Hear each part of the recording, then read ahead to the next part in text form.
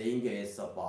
ஆண்டவரே ஸ்தோத்திரம் ஸ்தோத்திரம் ஸ்தோத்திரம். நன்றி நன்றி நன்றி. இந்த வியாதி, இந்த குறிப்பிட்ட வியாதி உங்களுக்கு எங்கு வியாதி இருக்கிறதோ கரத்தை வைத்து ஜெபிங்க, என்னோட சேர்ந்து ஜெபிங்க. இந்த வியாதி இயேசுவின் நாமத்தில், இந்த வியாதி இயேசுவின் நாமத்தில் இப்பொழுதே, ரைட் நாவ் இப்பொழுது இந்த வியாதி உங்கள் சரீரத்தை விட்டு வெளியேறுவதாக.